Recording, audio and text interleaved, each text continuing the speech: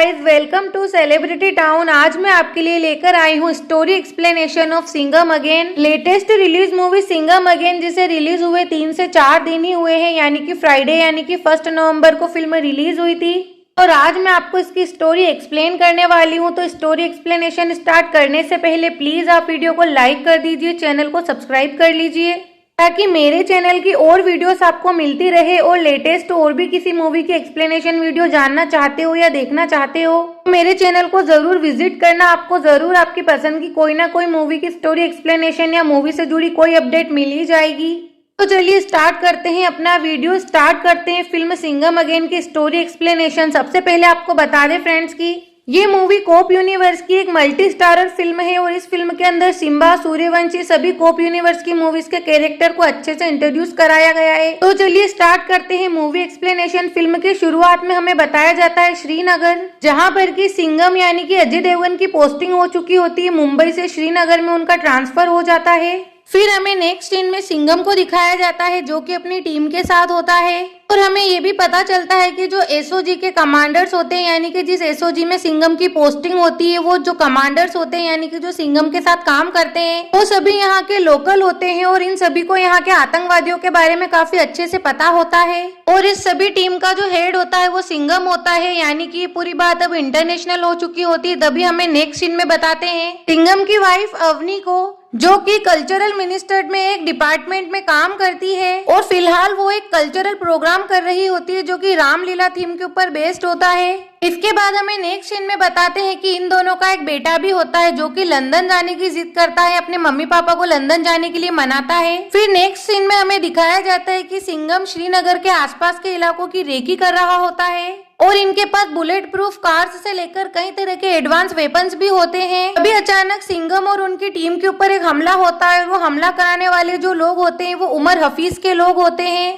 तभी हमें बताया जाता है सिंघम जो कि उमर हफीज को चौराहे पर पकड़कर बहुत मारता है। और जब सिंघम उमर हफीज को मारता है तो कश्मीर का एक भी लोग आगे नहीं आता। वो सब बोलते हैं कि हम लोग ऐसे इंसान का साथ नहीं देंगे। फिर हमें बताते हैं कि सिंघम उमर हफीज को जेल में लेकर चला जाता है। वहां पर उससे इंक्वायरी करता है, पूछताछ करता है, उससे कहता है कि तेरे बेटों की तरह तू भी मारा जाएगा। तभी उमर हफीज सिंघम को धमकी देता है और कहता है कि तुझे नहीं पता कि इस बार तेरा पाला किससे पड़ा है। मैं तो चला जाऊंगा पर वो जरूर आएगा और जिस तरह से तूने मेरे बेटों को मारा है उसी तरह से वो तुझे और तेरे पूरे परिवार को भी मारेगा। तभी सिंघम उसे बोलता है कि उसे यहाँ आने की जरूरत नहीं है, तू सिर्फ एड्रेस दे, मैं वहाँ खुद जाके उसे मारूंगा। तभी हम देखते हैं कि सिंघम मिनिस्टर से मिलने जाता है और मिनिस्टर जो होता है वो सिंघम के काम से काफी ज्यादा खुश होता है क्योंकि उसने उमर हफीज जैसे बड़े टेररिस्ट को पकड़ा होता है जिसने कि सबका जीना हराम कर रखा था। फिर मिनिस्टर इन सभी आतंकवादियों का पूरा रैकेट सिंघम को समझाता है कि किस तरह से तमिलनाडु के अंदर ही श्रीलंका से नशीले पदार्थ लाते हैं। फिर मिनिस्टर कहता है कि हम कितनी भी कोशिश कर ले पॉलिटिक्स और एजुकेशन को अच्छा करने की, पर ये जो नशीले पदार्थ लेकर आते हैं इससे इंडिया का यूथ बिगड़ रहा है, इंडिया के यूथ पर काफी बुरा असर पड़ रहा है। हमारी कोई कोशिश काम नहीं कर रही है और उमर हफीज की जितनी भी इलीगल फंडिंग होती है, जितने भी इलीगल काम होते हैं, सब इसी पैसे से होते हैं। फिर वो दोनों बात करते हैं कि उमर हफीज इतनी आसानी से किस तरह से पकड़ में आ गया सिर्फ एक सिंघम को मारने के लिए।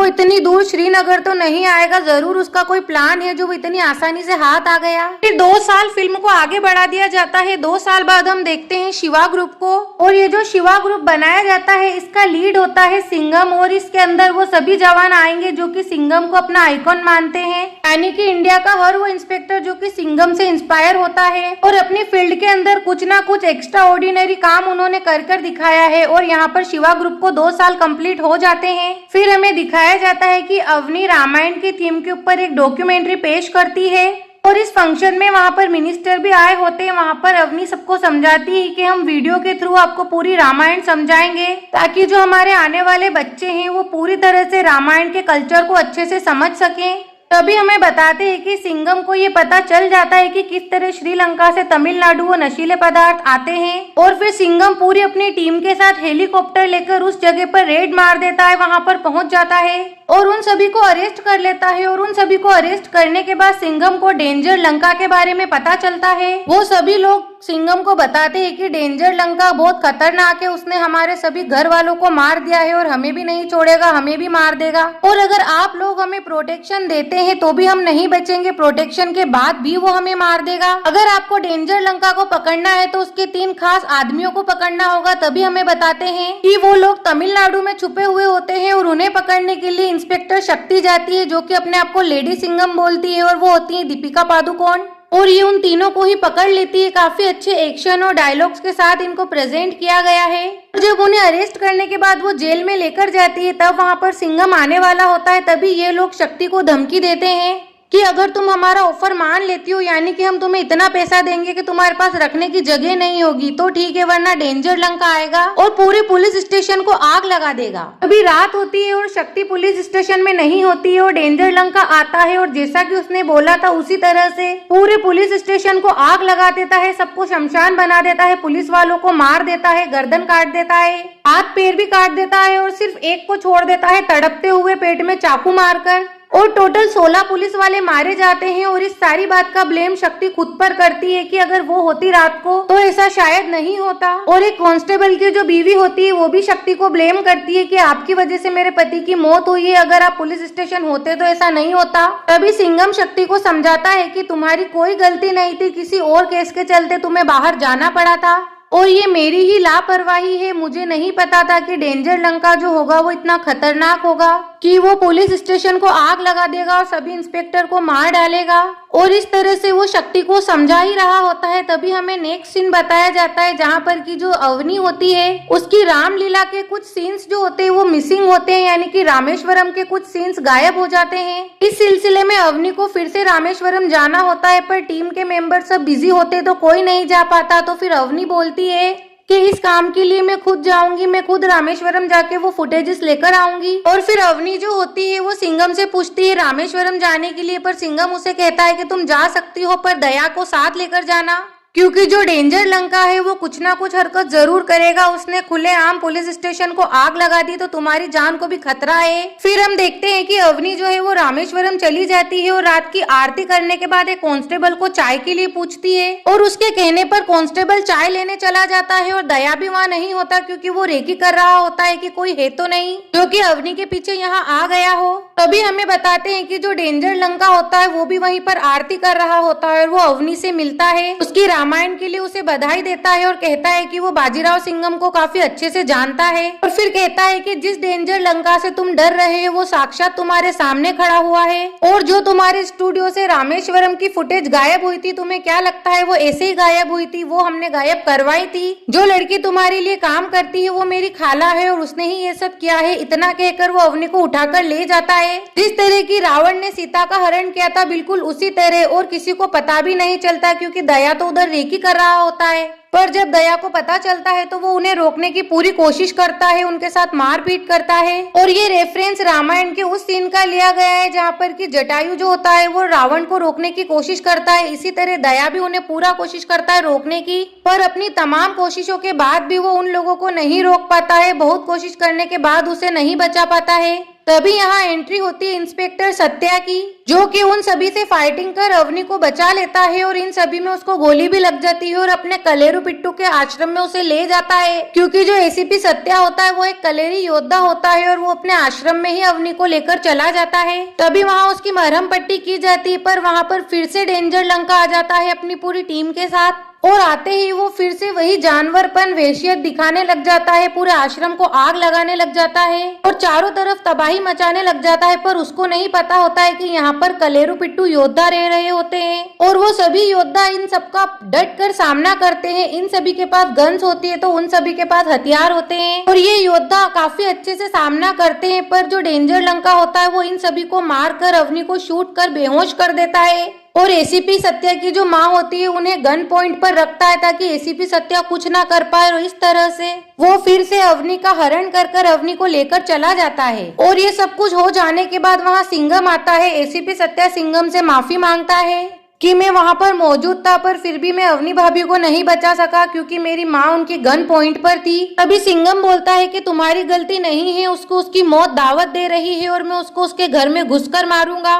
तभी सिंघम को सैटेलाइट के थ्रू एक कॉल आती है जिससे कि डेंजर लंका उससे बात कर रहा होता है। डेंजर लंका बोलता है कि क्यों सिंघम, कैसा महसूस हो रहा है अपने परिवार, अपने अपनों को खो देने का दुख। तुमने मेरे पूरे परिवार को मार दिया और मेरे जो दादू हैं वो भी अभी तुम्हारे ही पास हैं और जितनी जल्दी हो सके तुम मेरे दादू को छोड़ दो। उमर हफीज जो होता है वो उसका दादू होता है और इन्हीं की पूरी फैमिली होती है जो कि पूरी इंडिया में स्लीपर सेल्स बनकर तबाही मचा रही होती है। और इंडियन पुलिस ने इन सभी को मार गिराया तो फिर इनसे बदला लेने के लिए इसका पोता आता है। अब फिर सिंघम उसे बोलता है कि मेरे देश को तुम बिना वजह चोट पहुंचाओगे, हमारे बच्चों को नुकसान पहुंचाओगे, यूथ को खोखला करोगे तो सिर्फ मैं ही नहीं मेरे जैसे हजारों सिंघमों का तुम्हें सामना करना पड़ेगा। और अगर मेरी अवनी को कुछ भी हुआ तो तेरे दादा की जो लाश होगी उसको मैं लाल किले के ऊपर लटका दूंगा।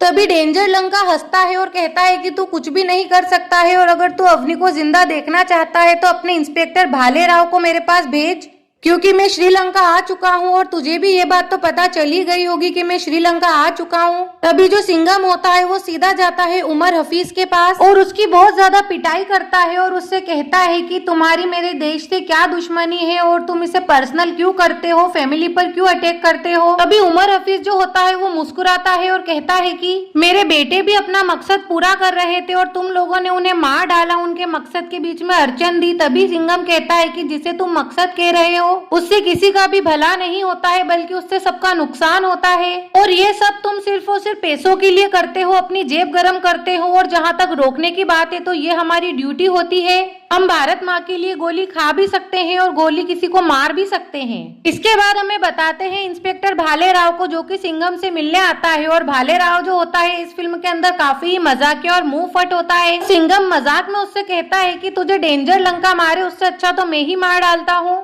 इसके बाद सिंघम सिम्बा को बोलता है कि तुम जाओ, तुम्हारे ऊपर सैटेलाइट के जरिए पूरी नजर रखी जाएगी। जैसे ही तुम एयरपोर्ट पर उतरोगे तुम्हें पूरी तरह से स्कैन किया जाएगा, तुम्हारी सिक्योरिटी का पूरा ध्यान रखा जाएगा। वो लोग तुम्हें कहाँ पर लेकर जाते हैं, कैसे लेकर जाते हैं, इस सब पर हम नजर रखेंगे और राइट टाइम देखकर हम लोग एंट्री लेंगे और तुम्हें बचा लेंगे। इसके बाद भाले राव वहाँ से सीधा निकल जाता है अपने मिशन पर। दूसरी तरफ हमें बताए जाते हैं मिनिस्टर जो कि सिंघम को कहते हैं कि हमें अवनी को किसी भी हाल में बचाना है, सही सलामत वापस लाना है और हमारी पूरी टीम, पूरा प्रशासन तुम्हारे साथ है क्योंकि तुमने देश को आज तक कई बड़े बड़े अटैक से बचाया है। तो हमारा भी ये फर्ज बनता है कि आज हम सब भी तुम्हारे साथ खड़े रहें और हम किसी भी सूरत में उमर हाफिज को नहीं छोड़ सकते क्योंकि वो बहुत बड़ा टेररिस्ट है और जो डेंजर लंका है वो मुझे किसी भी हाल में इंडिया की जेल में चाहिए। तुम्हें अवनी को और हमारी टीम को बचाकर सही सलामत लेकर आना है। तभी हमें उधर डेंजर लंका बताया जाता है जो कि अवनी से कहता है कि पूरी ही रामायण में राम, लक्ष्मण,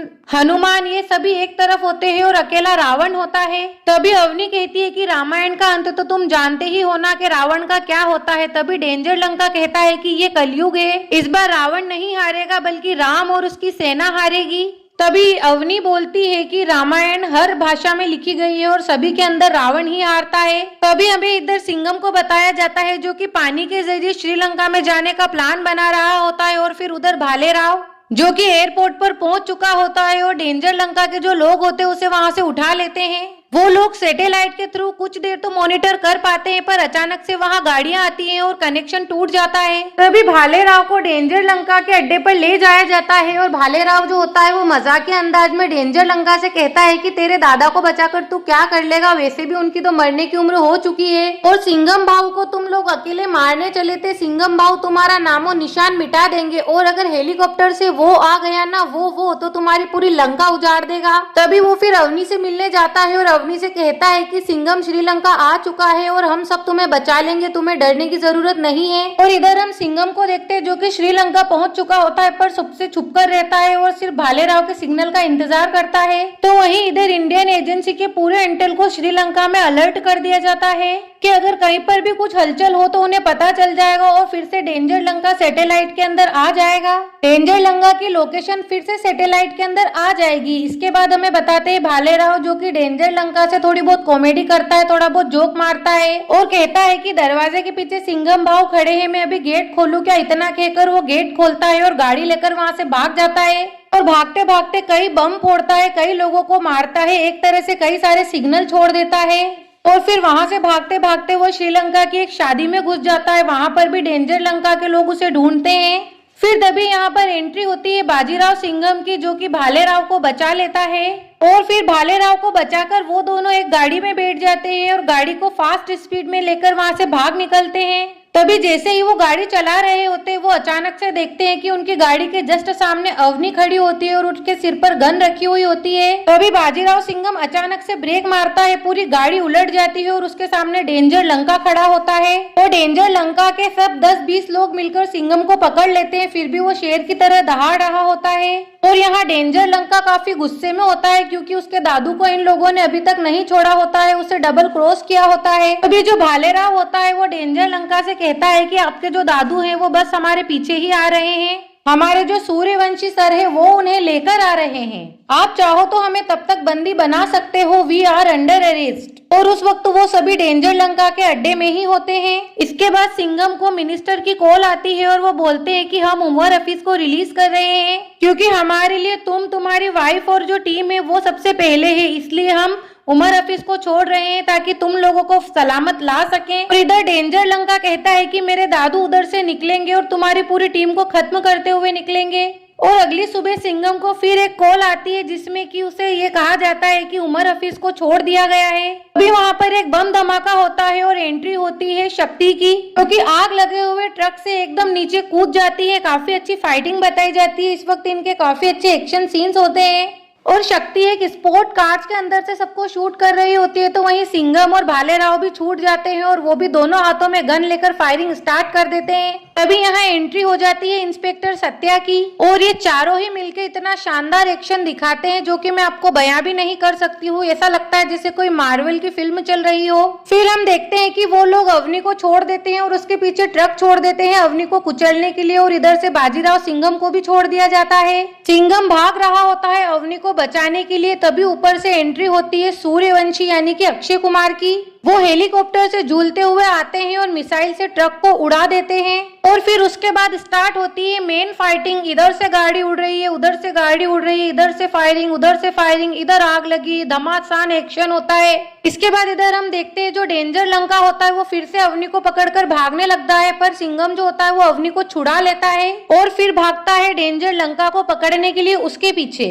और फिर सिंघम और डेंजर लंका के बीच फाइटिंग बताई जाती है जो कि काफी मजेदार होती है। दोनों एक दूसरे को कांटे की टक्कर देते हैं, कोई भी हार नहीं मानता। और जो सिंघम होता है वो तो फिल्म का हीरो होता है, तो फाइनली उसको जीतना ही होता है और बुरी तरह से उसको मार कर डेंजर लंका को हरा देता है और फिर उसे अरेस्ट कर ले जाता है अपने साथ। और फिर उसको ले जाकर उसी जेल में डाल दिया जाता है जहाँ पर कि उसके दादू बंद होते हैं। इसके बाद उसके साथ क्या किया जाएगा, उसको मारेंगे, दफनाएंगे या उसका क्या हाल करेंगे, उससे कुछ उगलवाएंगे, उससे कुछ इन्फॉर्मेशन निकलवाएंगे, ये तो अब हमें आगे पता चलेगा। और फिर यहीं पर इस फिल्म का द एंड हो जाता है, फिल्म खत्म हो जाती है। और फिल्म के एंड में पूरी ही कॉप यूनिवर्स की टीम को दिखाया जाता है मानो की कोई मार्वल मूवी चल रही थी, इतना मस्त बीजीएम फील होता है। और इस फिल्म को लेकर एक ये भी रूमर था कि फिल्म में सलमान खान का भी कैमियो है, बट ये एक रूमर ही था, ऐसा कुछ भी नहीं निकला। तो गाइज ये थी सिंघम अगेन की फुल मूवी एक्सप्लेनेशन वीडियो जो मैं आपके लिए लेकर आई थी। अगर वीडियो अच्छी लगी हो तो कमेंट सेक्शन में जाकर जरूर बताना